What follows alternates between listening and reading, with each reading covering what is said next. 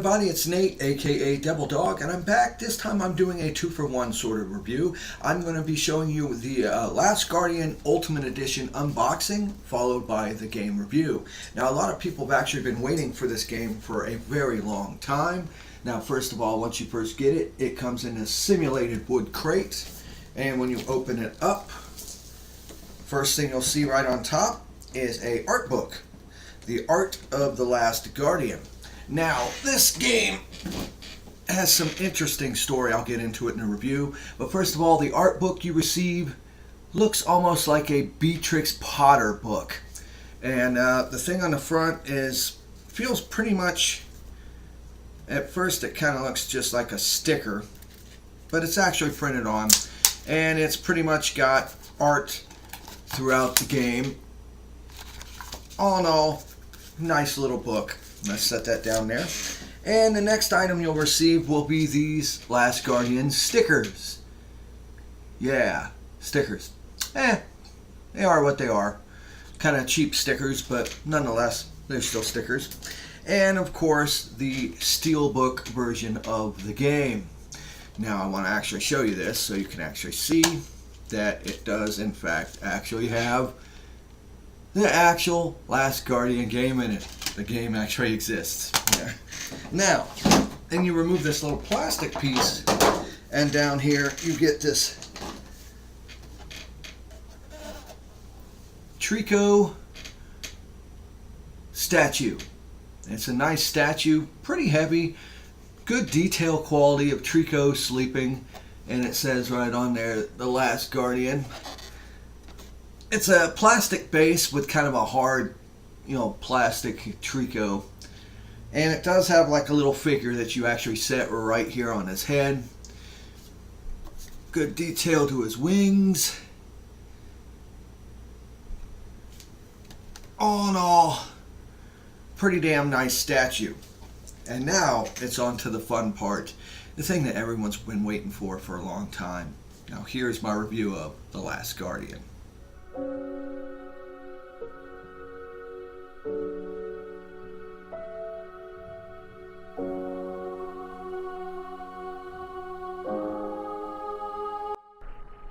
Hello everybody, this is Nate, aka Devil Dog, and I'm here with a game review of the just released The Last Guardian.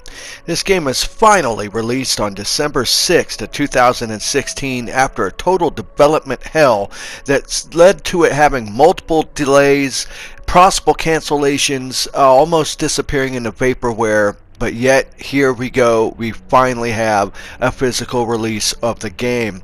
It is an action-adventure puzzle game that was originally developed by Team Ico back all the way in 2007.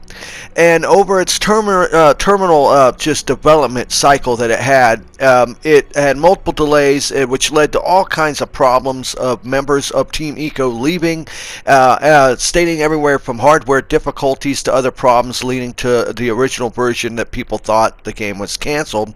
But in 2012, a lot of the previous members, including the main developer on their new game studio called Gen Design, worked as creative consultants with Sony Internal Design Studio, where they did the programming to finally get this game released on PS4. It was originally started as a PS3 game, and throughout its development cycle, it just couldn't be made for whatever reason, so they scrapped it, started from the ground up, and finally, after all this wait, there is an actual physical PS4 release version of this game.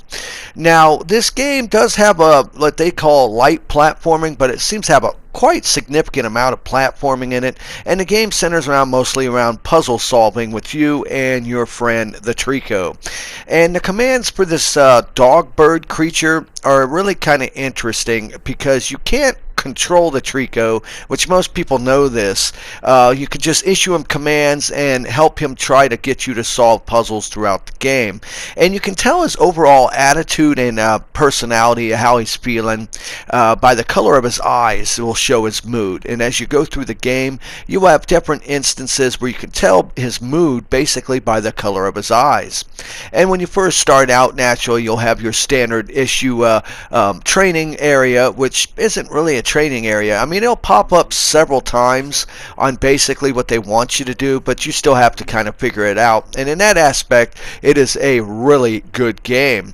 That does have floaty controls, and I think the matter is with the fact that if you compare this to a just released game like some of the other games for PS4, the controls will seem like inadequate. And the main reason why is, if you really think about it, this is a PS3 game, practically a damn PS2 game. So if you can just get past the aspects of that, you shouldn't have too many problems with the overall floaty controls of the main character.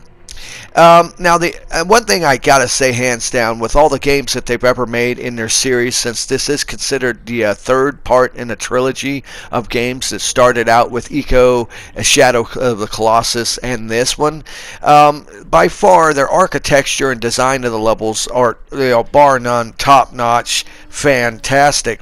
Now, I have had some issues with the overall game, and I'll get into some of the AI issues later, but for right now, my main problem is with the camera controls.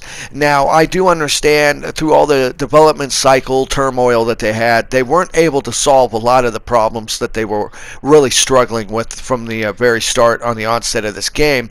And in close quarters, you will actually have a lot of problems with the camera. You'll see it happen a lot in this review as well, to where the camera will spaz out a lot of times. It'll kind of like black out and stuff like that. And overall, Trico gets in the way a lot, to where it will block your view a lot. Now, the overall length of this game actually isn't that long. I was kind of disappointed with the length. The only length of this game is about only 12 hours, maybe 15 tops through the game. And I'll be honest with you, I think half of the game is really just trying to get Trico to do shit to help you to get through the level. And it is a very charming and awe-inspiring, and very a lot of the levels of the game is just downright awe-inspiring, but at the same time it's downright confusing and annoying in others. And this has to center upon the number one thing that I got to discuss in this review, and that is the AI of Trico. It's very hit or miss with them, and I realized the development team really put their heart and soul in it to try to make a living, breathing character that seemed to have his own prerogatives, but the lackluster AI of it really holds it back. And I mean, there were several times in this game that when I would get to an area where I could clearly see where I needed to go and what to do, but the Trico pretty much had a bad hair day, you could say. He decided to stand around and say, nah, I don't really feel like it. Almost like dealing with like a 5-year-old when you go out on a shopping trip and you're like, hey, Timmy, get over here. I need you to get in the cart. And the kid's like, no, I'm not getting over in the cart. And you yell at him 15 times, and then finally he decides, okay, I'll listen.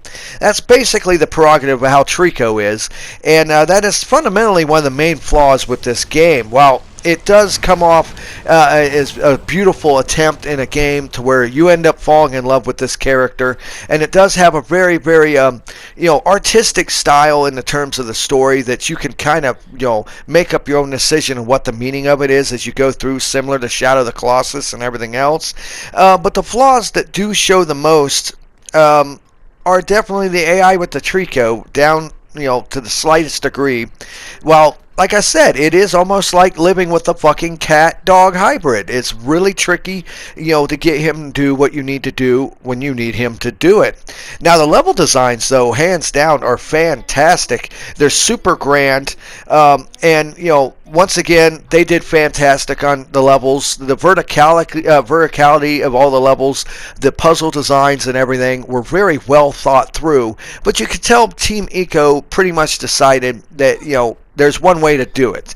So if you think, okay, I can progress through this level by doing something a little bit different, it doesn't necessarily work that way. There is one real set path to all these puzzles, and until you figure it out, which is a combination of you and the help of the Trico, you will be stuck, and it can kind of be a pain in the ass.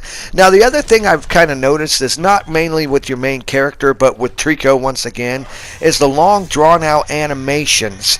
I mean, there's been several times in the game where, I'm trying to get from point A to point B, and I just need Trico to jump, and I'm literally screaming at the screen. It frustrates the hell out of me to where I'm yelling, hey, motherfucker, just jump across the chasm. And for whatever reason, he can jump because he does end up doing it. It's just whenever he feels like it. And I really kind of wish they wouldn't have structurally built the game around the sporadic AI of basically what mood he is in. I wish it would have been like a preset, animation or something, to whereas, I could understand making it take a little bit of time, but I've had some points where it's took up to 20 minutes for him to decide to get off his ass to do something, and I'm thinking, what am I doing wrong? Am I doing the puzzle wrong? And I find out, no, I wasn't doing the puzzle wrong. I was right. It's just Trico wasn't in the mood and didn't feel like doing what I needed him to do until he felt like it.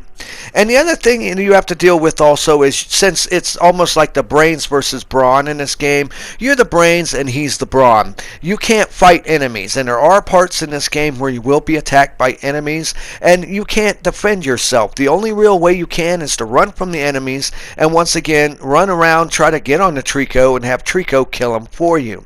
And for the most part, these things work a lot better than some of the puzzles, because Trico does seem more adequate at actually killing the enemies and not standing around as they pretty much choke the shit out of you. So, my final score of the long-awaited, finally released Last Guardian is kind of a mixed opinion. Now, keep in mind, my opinion will differ from yours. Your experience may be grander or it may be worse. This is strictly just my opinion. Yours will vary as well. And I do feel that if this game had great AI and the camera was fixed, I would have hands down given it a 9 out of 10. Definitely. But due to the frustration that I suffered, even though it has really great epic parts and really frustrating parts, mainly because of the AI at Trico and the camera control, gives me this opinion of my final score. So my final score of The Last Guardian is a rather decent, adequate, but I wish it was better, 7.5 out of 10. That's right, I'm giving this game only a 7.5 out of 10. And if you pick it up and play it, it is a very charming, fantastic puzzle platformer game, but at the same time, thanks to Trico, you'll love him and you'll hate the motherfucker at the same time. This is Nate, aka Devil Dog, saying I want to thank everybody that subscribes to my channel. I want to thank everybody who watches this video, and please leave it in the comments below what you felt about your opinion about the game. Do you feel it was fundamentally worth the wait? Do you think Trico's AI is adequate, or do you think it's just people like me nitpicking? All in all, it's still one hell of a good game, and I am glad they actually finally came out with it. Thank you, and like I always got to end my videos by saying, the devil is in the details. Play hard, play fun, have a good time out there, have a happy Christmas season, and peace out.